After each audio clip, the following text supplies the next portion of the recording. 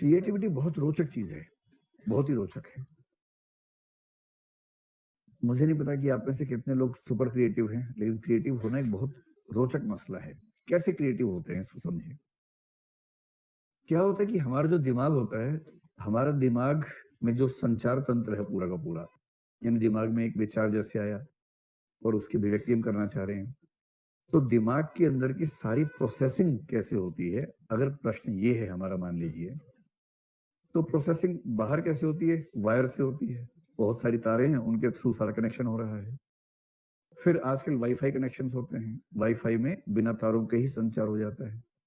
दिमाग के अंदर संचार कैसे होता है, इसका उत्तर है न्यूरॉन्स के माध्यम से होता है। तो लाखों न्यूरॉन्स हमारे दिमाग में होते हैं। आपको इससे इस प्रश्न का उत्तर भी मिल जाएगा कि बुढ़ों को नई बात सिखाना क्यों बहुत मुश्किल काम है। आपने कभी कोशिश की किसी बूढ़े को नई बात सिखाने की? करना भी मत, कोई फायदा नहीं है, सिर पटक के रह जाओगे। किसी बूढ़े को नई बात सिखाना लगभग नामुमकिन होता है, लेकिन उसमें उसकी गलती नहीं होती है। क्यों नहीं होती है समझ में आ जाएगा। न्यूरॉन्स हैं, लाखों न्यूरॉन्स हैं। न्यूरॉन्स के कनेक्शन से सूचना आगे पहुंचती है। हमारा सारा तर्क, हमारी सारी भावनाएं, हमारे सारे विचार बेसिकली न्यूरॉन्स के माध्यम से कन्वे होते चलते हैं और आगे चल के फिर वो हमारी अभिव्यक्ति का हिस्सा बनते हैं। तो माइंड का काम कुल मिला के सारा न्यूरॉन्स के माध्यम से संपन्न होता है।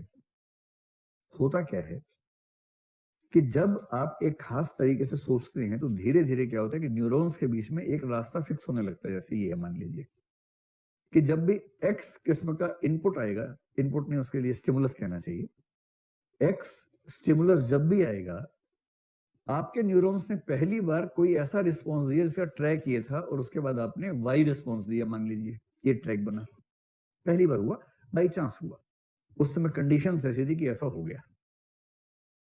अगली बार फिर एक्स स्टिमुलस आया। अब हमारा दिमाग जो है ना, बहुत सुस्त है, वो चाहता है कि मेहनत बार बार ना करनी पड़े। मैंने दो शब्द आपको बताए थे, सिस्टमैटिक प्रोसेसिंग और ह्यूरिस्टिक प्रोसेसिंग।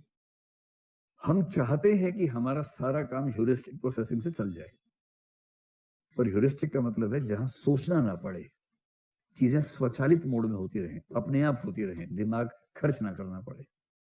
तो दिमाग उसी मोड में रहता है, प्रयत्न लाघव कहते हैं, मिनिमम एफर्ट से काम चल जाए ये प्रयास करता है। तो जब तक आप मजबूर नहीं करेंगे दिमाग को, आपका दिमाग अगली बार एक्स आने पर फिर यही रिस्पॉन्स दे देगा, फिर वाई हो जाएगा। आपको भी ठीक लग रहा है, पिछली बार वाई हुआ था, इस बार वाई हुआ, ठीक है, कोई दिक्कत हो नहीं रही, आप भी खुश हैं वाई में। अगली बार फिर एक्स स्टिमुलस आया, वाई रिस्पॉन्स हुआ। हर बार ऐसा होने पर ये जो रास्ता है ये गहरा होता जाता है, ये ट्रैक गहरा हो जाता है। जितनी बार एक्स स्टिमुलस आएगा उतनी बार इसी रास्ते से न्यूरॉन्स जर्नी करते हुए वाई तक पहुंच जाएंगे। और यदि आपने हठपूर्वक रास्ते नहीं बदले बार बार, इसलिए कुछ लोग कहते हैं कि यदि आप चाहते हैं जिंदा रहना, कायदे से एक कथन है, बीइंग प्रिडिक्टेबल इज बोरिंग। अगर आप प्रिडिक्टेबल हैं कि आप क्या करेंगे किसी खास सिचुएशन में, तो बहुत बोरिंग है आप, इसमें क्या मजा है? मजा तब जब कुछ नया नया करते रहते हैं, कभी ये किया कभी वो किया, कुछ मौलिक करते रहते हैं। और मौलिक वही कर पाएगा जो अपने न्यूरॉन्स के रास्तों को सेट होने से रोकेगा। एक्स स्टिमुलस आते ही कुछ नए तरीके से रिस्पॉन्ड करना चाहेगा, ये न्यूरॉन्स को मजबूर कर देगा कि नहीं, आज इस रास्ते से जाओ और जेड निकालो रिस्पॉन्स। अगली बार फिर क्या कर, नहीं ना वाई ना जेड, कुछ और निकालो, तो टी रिस्पॉन्स निकाल दिया न्यूरॉन्स ने। और जो अपने दिमाग को बार बार नए रास्ते पर नहीं दौड़ाएगा, और दिमाग तो सुस्त है, वो कोशिश करेगा एक रास्ते पे दौड़ने की, वो रास्ते हो जाएंगे गहरे, उसको बोलते हैं मेंटल पाथ, न्यूरॉन्स के पाथ बन जाते हैं। और पाथ जितना गहरा है, जितना मजबूत है, उसको छोड़ना उतना ही मुश्किल है। व्यक्ति की जैसे जैसे उम्र बढ़ती है वैसे वैसे पाथ क्या होगा, गहरा होता जाएगा।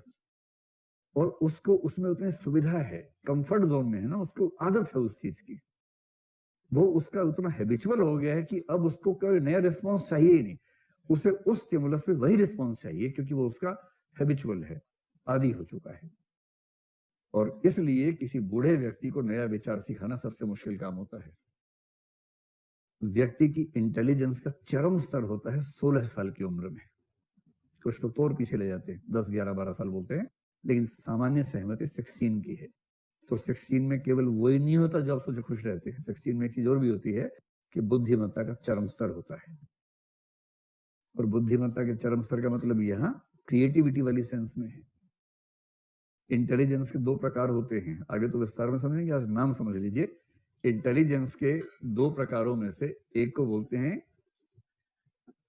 फ्लूइड इंटेलिजेंस, FLUID, और दूसरी को बोलते हैं क्रिस्टलाइज्ड इंटेलिजेंस। फ्लूइड को आप कह सकते हैं तरल बुद्धिमत्ता, और क्रिस्टलाइज को कह सकते हैं ठोस बुद्धिमत्ता। अजीब सा अनुवाद लग रहा है, तरल ठोस गैसीय बुद्धिमत्ता कहाँ गई फिर, तो अजीब सा लग रहा है, लेकिन क्या करें, अनुवाद तो ऐसे करना पड़ेगा ना। फ्लूइड इंटेलिजेंस का मतलब है जहां न्यूरॉन्स फ्लूइड फॉर्म में हैं, निश्चित रास्ते नहीं बने हैं।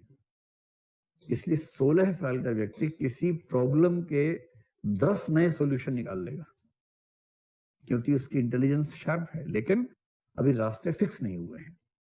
वो एक खास स्टिमुलस पे एक ही तरह से सोचेगा ऐसा नहीं है, उसके पास सोचने के तमाम नए रास्ते हैं। जैसे जैसे व्यक्ति बूढ़ा होगा उसकी इंटेलिजेंस में फ्लूइड एलिमेंट कम होता जाएगा, क्रिस्टलाइज्ड इंटेलिजेंस की ओर बढ़ता जाएगा। क्रिस्टलाइज का मतलब क्या है कि इस व्यक्ति के न्यूरॉन्स के पाथ इतने फिक्स हैं, उसका फायदा वो उठा लेगा। कैसे उठाएगा, एक सिंपल एग्जांपल लीजिए। जैसे मान लीजिए, दो सिचुएशन में समझ लीजिए। आपको बनवाना है अपनी शादी का कार्ड, ठीक, और आपने इंटरनेट पे ऑफर दिया, अभी मेरी शादी का कार्ड बनाना है, कुछ ऐसा बनाना है कि लोग देख के चौंक जाएंगे, क्या कार्ड बनाया है, वाह मजा आ गया। अप्लाई करने वाले 3 लोग मिले हैं, एक 60 साल का कह रहा है मैं पिछले 50 साल से कार्ड बना रहा हूँ शादी के, एक है 40 साल का 20 साल से बना रहा है, एक है 16 साल का कह रहा है कि मैं पिछले 10 ही कार्ड बनाए हैं, लेकिन मैं एकदम नए नए प्रयोग करता रहता हूँ। आपको क्या लगता है, अगर इनमें से किसी एक को ही आप पे करने की हालत में है, तो कौन सबसे ज्यादा संभावनाशील व्यक्ति इनमें से है? 16 वाला। कार्ड उससे ही बनवाना, ठीक है। वो कुछ ऐसा बनाएगा, वो बुढ़ा सोच नहीं पाएगा। बुढ़ा बहुत सोच के भी क्या करेगा, नाम को लेफ्ट से राइट कर देगा, राइट से लेफ्ट कर देगा, उसके ऊपर उसकी क्रिएटिविटी का स्कोप ही नहीं है। ये कुछ अजीब सा कर देगा, नाम उल्टा लिख दिया कार्ड में अचानक, और पूरा पेज कुछ लिखा ही नहीं उसने। आप कह रही है क्या, बोले चौंका रहा हूं लोगों को। चौंकेंगे, फिर आगे पीछे देखेंगे, पीछे लिखा होगा चौंक, ऊपर ही लिखा होगा चौंक गए ना, ये है। आप वाह यार वाह क्या बात है, ऐसे तुमने सोचा ही नहीं था। क्योंकि नई बुद्धि जो है ना, वो यही 16 साल वाला व्यक्ति कर सकता है। ये थी सिचुएशन नंबर 1। आपने 16 साल के व्यक्ति को चुना है क्योंकि उसकी फ्लूइड इंटेलिजेंस हाईएस्ट लेवल पे है। सेकंड, आपको लग गई है चोट और आपका ऑपरेशन होने वाला है, सर्जरी। आप हॉस्पिटल में हैं और हॉस्पिटल बहुत शानदार है, वो कहते हैं कि हम डॉक्टर आपको दिखाते हैं, आप चूज कर लीजिए किससे करवाना है ऑपरेशन। इतनी ज्यादा हमारे यहाँ चॉइस है, हम कस्टमर का इतना ध्यान रखते हैं। और 3 डॉक्टर्स आए हैं, एक 60 साल का आया है, एक 40 का, एक 16 का। अभी पूरी बात नहीं सुनी आपने, अभी तो आधी बात सुनी है। प्रॉब्लम आपको जो है वो ऐसी है जो रूटीन प्रॉब्लम है, हो जाती है, खास बात नहीं है, होती रहती है। तो 16 साल वाले ने कहा कि देखिए मैं नए नए तरीके सर्जरी करता हूँ। 40 वाला कह रहा है कि मैंने ऐसे ऑपरेशन 50 से 100 के बीच में किए हुए और एक आध छोड़ के बाकी सब सफल रहे हैं। 60 वाला कह रहा है कि मैंने ऐसे ऑपरेशन 26,000 किए हुए हैं, और अब तो हालत है कि मैं आंख बंद करके भी सही ऑपरेशन कर लेता हूँ। वैसे मैं आंख खोल के करता हूँ, चिंता ना कर, लेकिन वैसे मैं कह रहा हूँ कि मेरी स्थिति वो हो चुकी है। तो किसको चुनेंगे आप इनमें से? 60 वाले को चुनेंगे। लेकिन तभी पता लगा, बड़े वाले डॉक्टर आया, उसने कहा नहीं नहीं नहीं नहीं, इसकी प्रॉब्लम वो नहीं है, इसमें एक पॉइंट ये भी है, देखो ध्यान से, इस वजह से ये दुनिया का पहला ऐसा ऑपरेशन है, ऐसा आज तक नहीं हुआ है। इसके लिए जो ट्रेडिशनल तरीका है वो नहीं चलने वाला है। और डॉक्टर ने कहा देखिए आप मेरी बात सुन लीजिए, उपलब्ध मेडिकल साइंस में तो आपका इलाज होना संभव नहीं है, ठीक। 2 रास्ते हैं, एक तो ये कि जैसे हैं वैसे ही घिसटते रहिए, दूसरा ये है कि ट्राई कर सकते हैं। ये जो 60 वाले हैं, ये जिस तरीके से ट्राई करेंगे उसमें संभावना तो पता नहीं कितनी है, लेकिन रिस्क भी है कि मामला बिगड़ ना जाए कहीं। ये 16 वाला कह रहा है कि इसको कुछ नए रूट्स पता है जिससे वो कैंची ठीक से इस्तेमाल कर लेगा।